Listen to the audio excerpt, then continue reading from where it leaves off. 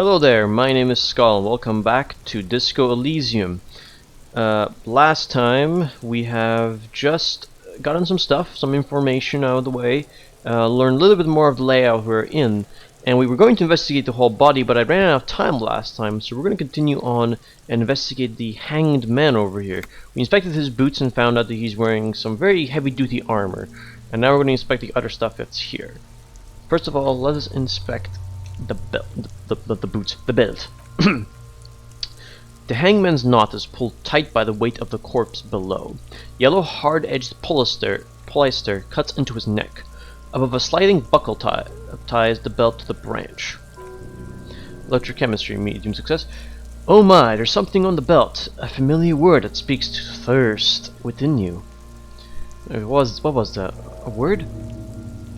Vermilion in yellow letters along the length of the twisting cargo belt. Only a deep longing for vermilion golden spirits lets you decipher the fading logo of the local brewery. This is a bad time for a drink, right? Extremely. What kind of rope is this? Industrial strength, the kind used for tying cargo to lorries. Interesting. Like in a harbor? Yes, it looks like they use whatever on hand, paying no attention to not incriminating themselves. So we're assuming dock workers from the harbor did it? The brief suggested as much. Politically motivated by the ongoing strike. Did you not get a briefing?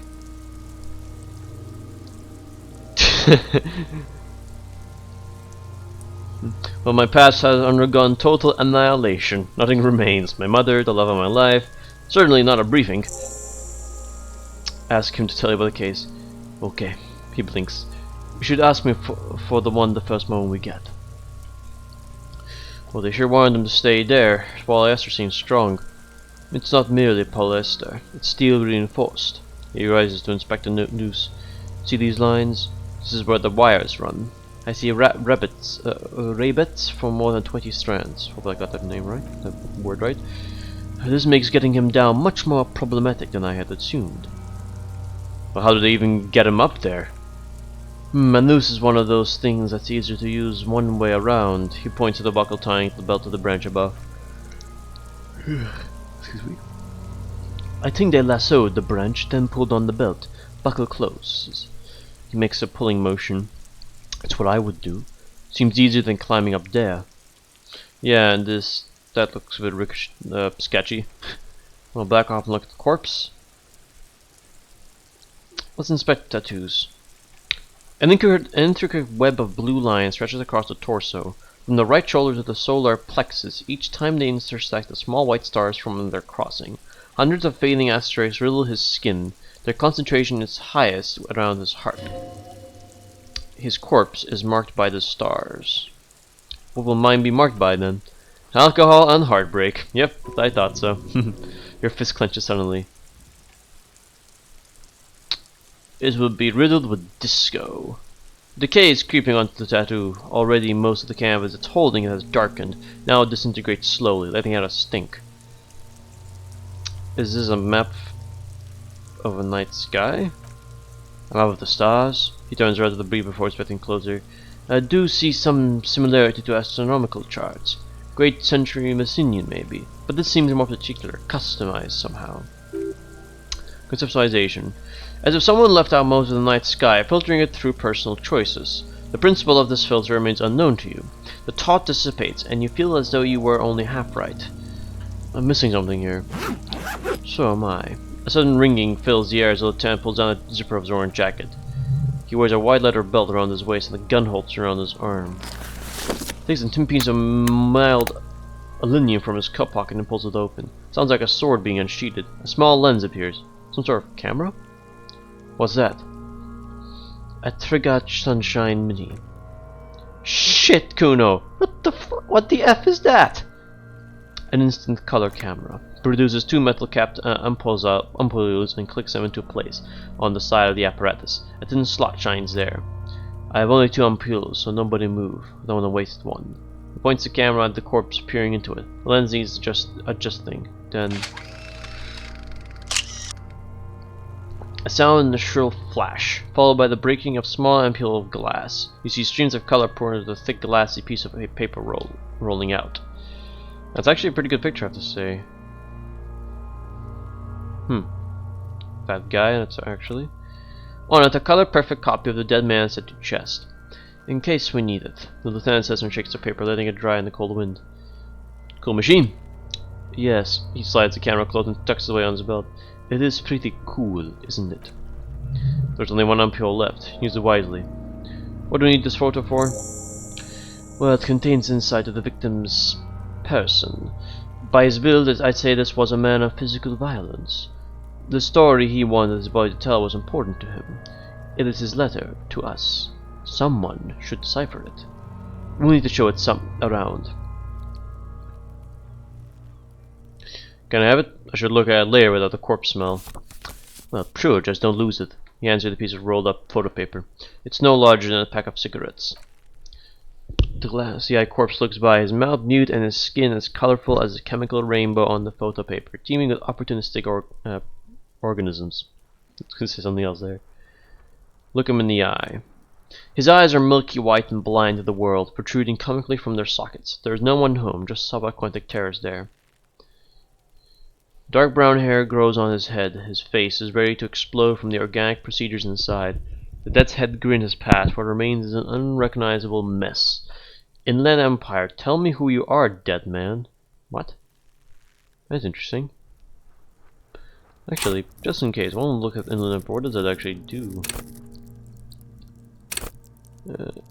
Good for dreamers, supernatural investigators, mental creators. Inland Empire is the unfiltered wellsprings of imagination, emotion, and foreboding. It enables you to grope your way through the invisible dimensions of reality, gaining insight into the which sight can see. What's really going on? What do these enigmatic riddles mean for world fate? At high levels, Inland Empire enmity inanimate. You'll have conversation with your clothing, conversations that may change the course of investigation if you're not thrown to loony bit first. With low Empire, however, you'll be void of imagination and character. And then how will you share the cosmos? Okay, so alright. I could go read all the skills, but I just don't want to waste more time in the game, so I'll go through what I feel like could be needed. So this is so we can essentially ask the dead man. Let's try it out. Immune success. I'm gone. Where have you gone?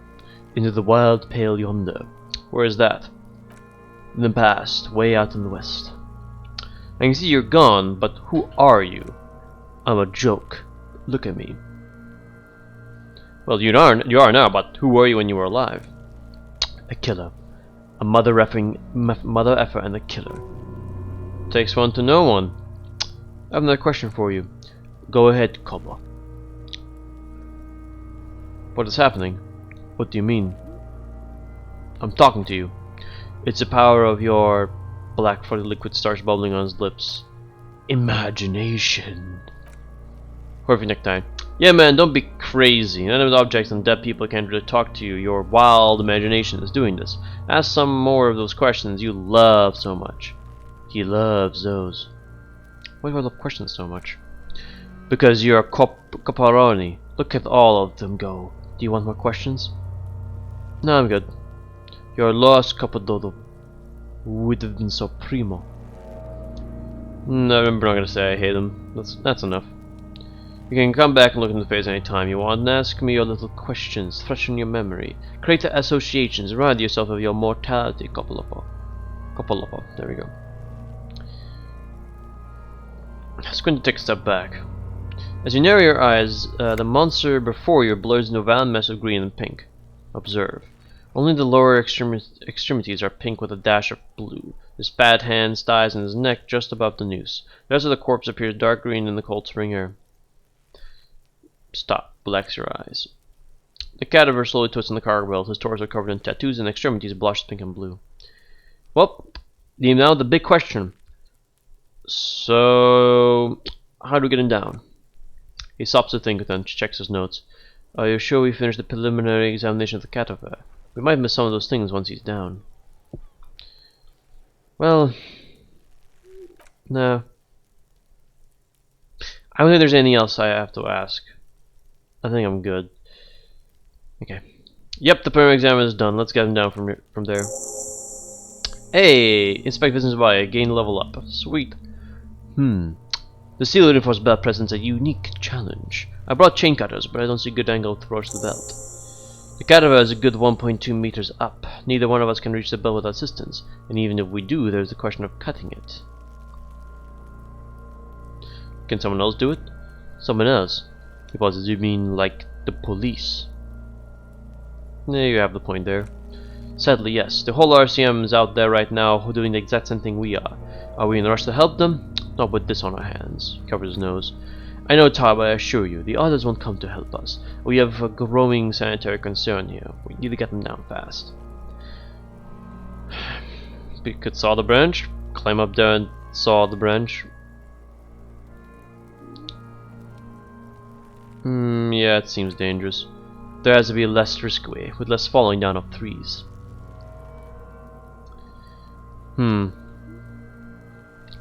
Oh, maybe we could shoot him down? Yeah! The enthusiasm is unrestrained. Bang, bang, bang, bang time, pigs! Shoot his head off! Lieutenant remains unaffected. How? Yeah, I would say you could shoot the belt. Like, if there's only a couple of wires, you could just shoot it, maybe. Well, just shoot the belt, the bullet will break it. It absolutely will not, officer. It's not how physics work. We'll maybe cut one of the thread loose. Yeah, now we're talking. Entertain the Kuno with some shit. They'll miss. The pigs will miss Kuno.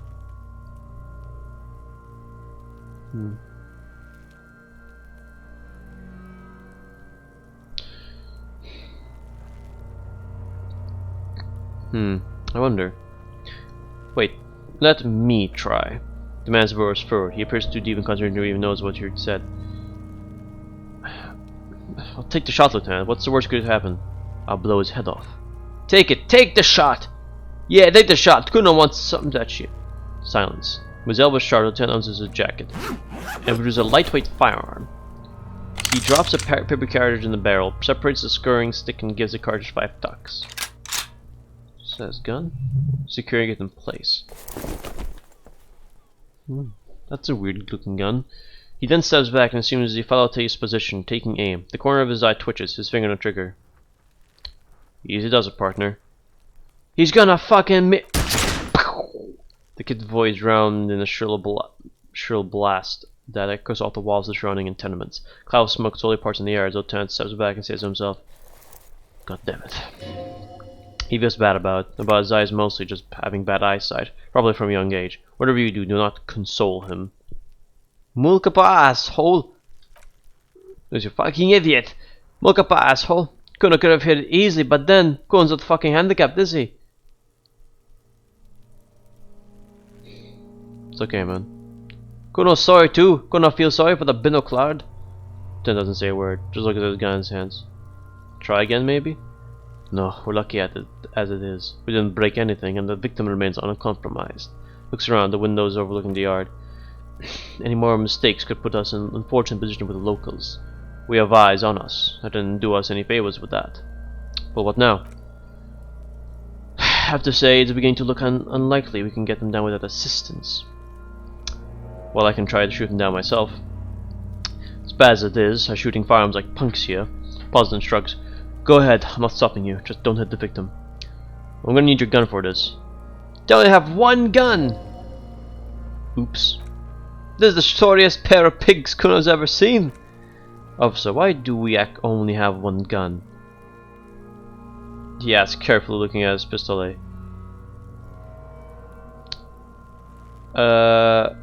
Say nothing.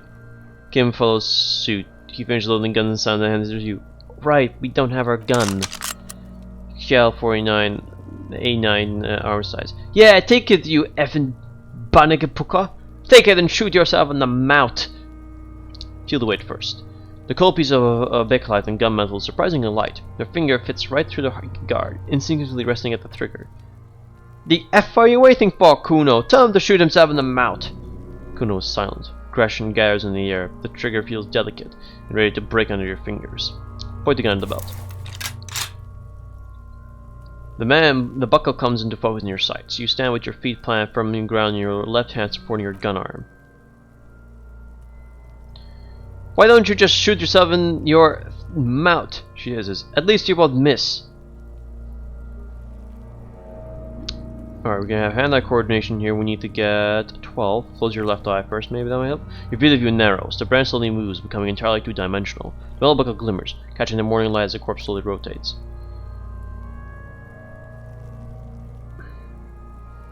Crap. We're not best at this. Look, he's crying! You gonna cry now, fucking fuckery? Say, shut up. Or what? You gonna F me? Her voice is almost a whisper now. You wanna F me, pig? Is that what this is about?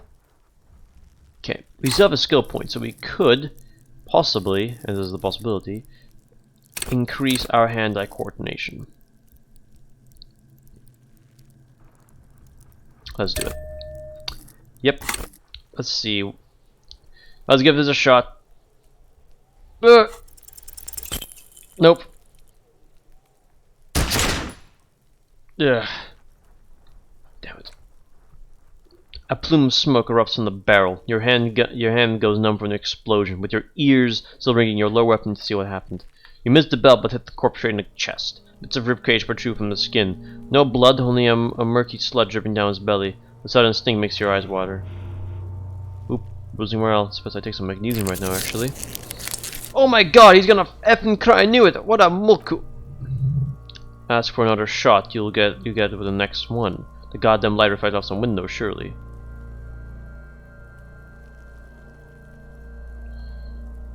Can you reload it, please? I need another shot. Gotta resort to compromise. Bad enough. We don't have it to make it worse. It came out wrong. You made it sound like you're some sort of roulette addict looking for a fix. Ask him more control this time. Let's try this again. Please, Kim? There's silence.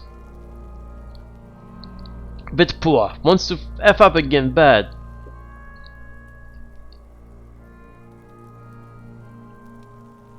Mulku Vitova, what is that? What the hell? What kind of words are those? It's like my people, asshole. Don't provoke him. Lieutenant takes the sidearm from you, then holsters it. Shoot him in the shot him in the chest. The creature is still in disbelief. What a effing idiot. It's not the gun's fault you can't shoot. It's your pig hands. Pigs don't have hands. They have like effing hooves or something. Kuno has hands. He displays his little fingers. They're pink. Kuno can shoot that shit down for you. No, that's preposterous. I'm not giving you the gun, kid. That's preposterous? She whines more calmly. What are you, effing Earl? We still need to get him down somehow. His tone is growing tired now. The stench makes him turn away from the body. But how? The bad way. The way I didn't want us to. He asks, he sighs. By asking the harbor for help. They have the tools and the men. If they put them up there, they can take him down too. But wouldn't it be dangerous to ask the suspects for help with the victim's body? To be in the depth to Evart Claire? Very much, yes. Which is why I would have preferred us to handle this ourselves. Clearly we can't. Suck my dick, bitch. Damn it. Who's Evart Claire? Leader of the Union, a dangerous and corrupt man from what I hear. You don't want to owe him much. Yeah, don't go being someone else's bitches. You're Kuno's bitches. And how to get inside the harbor? From the gates, by negotiating or fighting. I'm enthusiastic about fighting. He looks around. Or we can try to find some secret third path. It's unlikely though. To the gates! Let's fight, I say. Well, let's go to it then. Well, great. So that didn't work. We have the body at least, the picture over there, and yeah, crap. All right. Well, we're gonna see what we can do here. We're gonna have to find a way to get the body down, but before that, ask him. Maybe he might know something about the rest of the armor. Let's ask him before we head out. Fuck, does Kuno care? The boy turns to you. He doesn't care. I want to discuss the body with you again, Kuno. The fuck about it? Where's the rest of his armor? Kuno doesn't give a shit about the armor. How come? Kuno's effing gimp's got one big thing wrong with him. He's fucking mutant. That mutant? Look at him. He points to the body. Effing growth hormone shit. He's a giant. The armor's too big for any man. He twists his temples with his fingers in some strange aggressive gesture. Kuno doesn't give a shit about that freak armor. Kuno threw that shit away. Oh, come on. He's just pretending that he doesn't care about it because he's too small for the armor. No, you're just too small for the armor then. Oh, get the F out of here trying to fuck on me with that midget shit. Kuno's 12. He's huge. He squints at you. What are you, effing 80? When Kuno's 80, Kuno can fight 4 of you in Kuno. Oh, damn it. F out of here. Trying to F on Kuno? F out of here. What do you mean threw it away? Oh, Kuno tried to get the helmet on. It was too big. Performs a kickoff in the imaginary helmet. Kuno kicked that shit in the sea. Rugby style. That shit means nothing to Kuno. You threw it in the sea? Yeah, that shit means nothing to Kuno, he repeats. Kuno doesn't give a shit about material shit. Kuno's an effing monk. You wanna F on someone about that armor? Go F the Mustache Union F. The Jolly Troubadour share the gates. What do you mean troubadour? Yeah, cock in the boots. Cock in boots, no. You know that Jolly Union cow effer? Came around talking about the cows or some shit. Came around pretending like he cares about the cows. So yeah, he's the one you wanna talk to.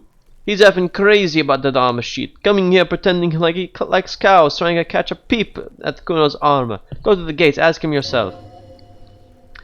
Yes, this troubadour has it. You can feel it. Alright, more on this later. Right now, let's talk about something else. You're testing Kuno's patience here. Get lost, F. Okay, I'm off. Kuno doesn't effing care. But before I, so there's a couple of other things that we still haven't gotten to. At least we now know we have to ask the Harbor Gates and ask the Jolly Miss about the armor. But first of all, we need to go report our badge is missing. We haven't done that yet, and now our gun is probably missing. So let's go and have a call over here before we do anything. I'm gonna do some water here. One moment. Corpus Kinema. Before you stands a motor carriage. The bodywork is covered in blue and white livery bearing the number 57. Viper emanates from the large engine on the back of the vehicle. Hasn't had time to cool off yet. Open the door. In the cabin, you're welcomed by a set of steering levers, a radio microphone on the hook, and a pull-out toolbox under the seat, and a soft glow of the fuel preheater gauge. A scent of leatherwork and heavy fuel oils washes over you.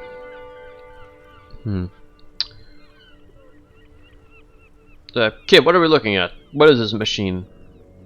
This is the Corpus Kinema, my motor carriage. You can use the toolbox and the radio if you'd like. Notes of the cabin. Motor carriage, something bad with the motor carriage. A dark lump rises in your throat. What is the sinking feeling I have with the words motor carriage? Nothing. It's probably nothing. Forget I brought it up. Please proceed with the carefree lollygagging. No, do all policemen in the RCM have such cool motor carriages? The Corpus Motor Cup does provide most of our patrol vehicles, yes. But this is different. This is a sports model. Well, I might be wrong, but this one is a sports model, right? You're right. A triangular smile spreads over his face as he passes his machine. I didn't take you for a motor car enthusiast. Do you also like Tip Top, Detective? What's Tip Top? Inter-story racing series. You should definitely give it a go if you like motor carriages. It has fantastic competition. He smiles again. I feel like Kim might like cars then. Or motor carriages, so not cars. Carriages! Well, can we turn on and drive somewhere? No, I'm afraid not. He raises his spine. We have a murder case in our hands, remember? Well, I feel like we excuse me. Dad. Excuse me there. Didn't get much sleep. Alright.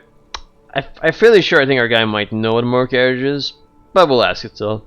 Squint your eyes. Okay, but what is a motor carriage? A motorized vehicle, officer.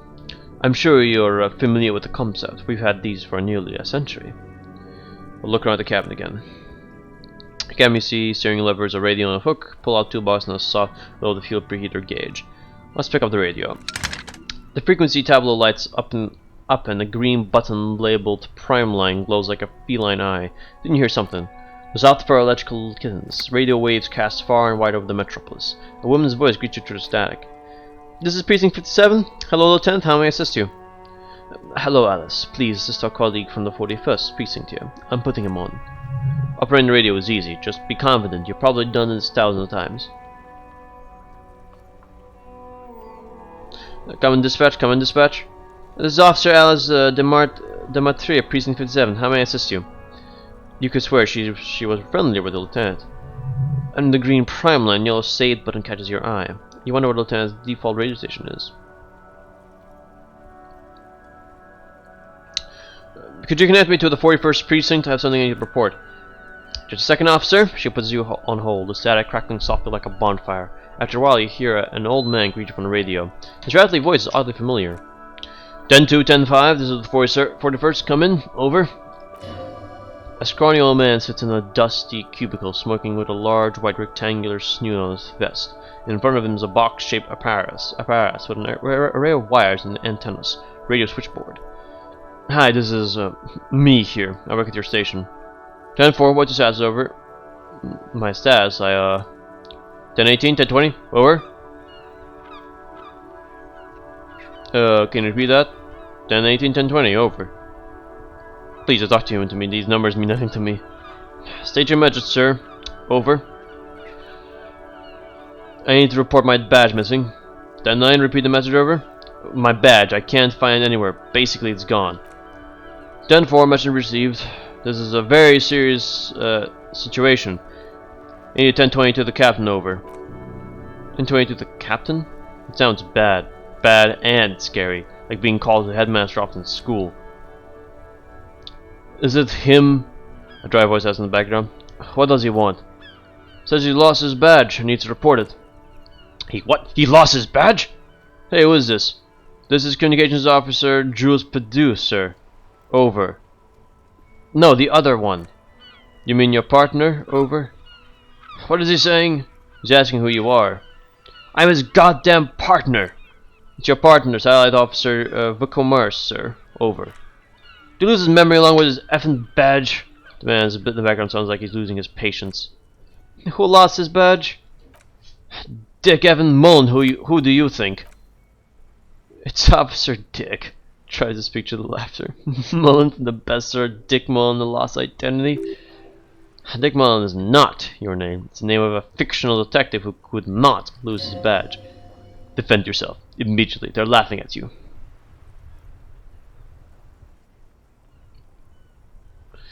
Haha, officer's lost his badge. Haha, like I'm the first cop to ever misplace his badge. He says this probably happened to other policemen before him and laughs sarcastically. God damn it. See if isn't effing kidding. The whole station is going to be dicked for this. Satellite Officer Vickerman is wondering if you might be joking and adds as this tarnishes the reputation of the entire station. Over. Mullen dicked us. Come on, everybody, tell him to stop. This is serious. He's asking to stop, says this is serious. Of course it's serious. He's lost his effing badge. Satellite Officer Vickerman concurs. Losing your badge is serious. Over. Can we just move on? I want to get this report and be done with it. 10-4, I hear you, officer. I'm just gonna make a note here that you are in pursuit of your misplaced badge. Over. Ah, F me, Mac, come here. You've got to hear this. Dick Mullen lost his badge. What's going on? Super Cop here lost his badge. He's lost his what now? His badge. He lost his goddamn effing badge. Could you all please just stop saying lost his badge for a moment? He asked you to please stop saying he lost his badge. Why, did he find it? From the other end of the line erupts some volcanic laughter. Sergeant Torrenson was wondering if you found your badge yet. Over. You don't have a comeback. Sorry, it's hard to think like this. He's not replying. Looks like he's still looking for it. You can hear laughter in the background. Poor guy. Oh, enough with this now. I have other things to discuss. The 9, come again, I didn't get that. Over. The anime conversation in the back is making it difficult for him to hear you. New heights even for Captain Sober. Ask him, the speaker gasped for her. Ask if he lost his gun too. The room rose with laughter. Sergeant Torson wants to know if you lost your gun too. Over. OF. 7. 10-1, you're breaking up. 10-9, repeat. Over. 10-9, come in, officer. Over. Come in, officer. 10-9, repeat message, please. Did you misplace your firearm? Over. I love how you to give an answer, you still didn't answer. Holster almighty, you still haven't answered anything. That's affirmative. Over. He says he doesn't have it. Oh dear God, he lost his gun! Oh my, I can't eat. This isn't really a laughing matter. Mackin faced the giant of Coco Nur by himself, but Disco here made him piss his pants. Oh my, I can't. He lost his. Ask if he still has his wiener. I'm not going to. Ask him. Sergeant Thompson is wondering if you are still in possession of your genitalia. Over. Now is a good time to say fuck and ass and so on, and they'll make this all right.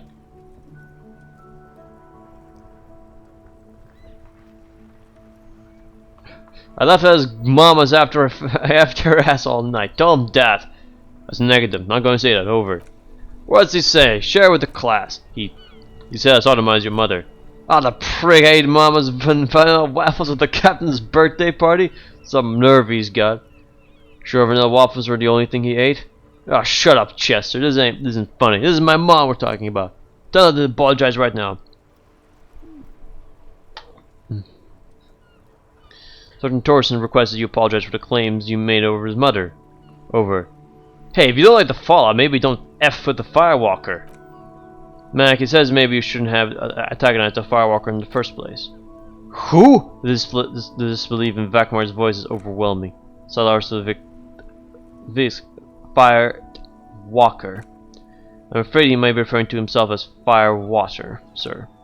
Fire what? Oh, he's lost it. F it, tell him to find his goddamn badge and gun. That's the only thing that matters. Side officer, my heart and I'm on it. 10-4, affirmative. Officers in pursuit of his firearm. They're static. Oh god, the man's fighting back tears. Officer, do you need further assistance? Over.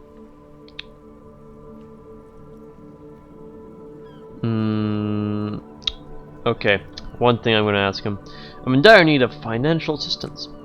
10-4, I hear you are here. I don't have authority to grant a request, but... What does he want? He's asking for money. Is he effing kidding? I don't think he is. Don't give that asshole anything, he's just gonna drink it all. Alright, the operator turns back to you. That's a negative on the additional funds, sir. Over. Well, it's paramount to the investigation that you grab me more money. He says it's important to the case. He isn't getting a red cent, you can tell him that. Request tonight, sir. Over. But then nothing is working. Well, please, I'm begging you here. I don't even have a place to sleep. Says he's in trouble, doesn't have a place to sleep. Well, I guess he'd better crack the case before sundown then. Vic Myers said. Enough, officer. This begging is below your dignity. Okay, I heard you. No funds. Anything else, sir? Over. This much I know of, but there's personal details I'd like to discuss. Okay, 10-4, sir. I hear you. Really a question. Over. Wait, before you say anything stupid, think it through. I need information, not fear. I'll be smart about this. Ask if he's there alone. 10-4, sir. I'm not hearing your question. The radio operator inquires again. I want to know if you got my badge description right in your report. Wait, no. Hold on. Are you alone in the room? I need some confidential information about myself. That's a negative, sir. I got 10-12 here. Over.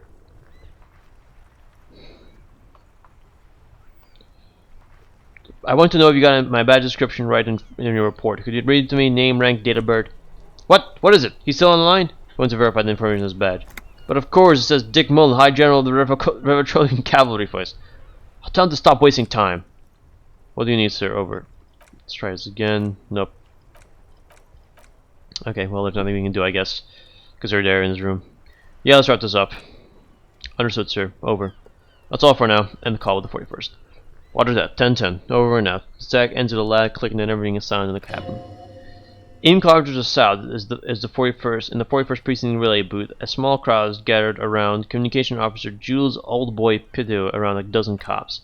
The small room is filled with a cigarette smoke, a buzz of laughter when Officer Judith Minot enters. Her left arm is in bandages and her hair trimmed short. What's going on here? Did something happen? She asked, startled. Jean Facomber turns to her and says, What happens is my partner made contact. It's not good. He lost his badge and his sidearm. He seemed confused, delirious even. Stop to think. Mac the Torso Torson, his finger in his fist, laughing hoarsely and apparently telling some dirty story to his partner, Chester McLean, near the entrance. Suddenly interjects. Yeah, Mullen was effed up alright. So effing drunk to me. The tall ginger on his right still has tears of laughter in his eyes. Yeah, Max right. This was some gnarly shit there. I mean, before he started begging for money, it was...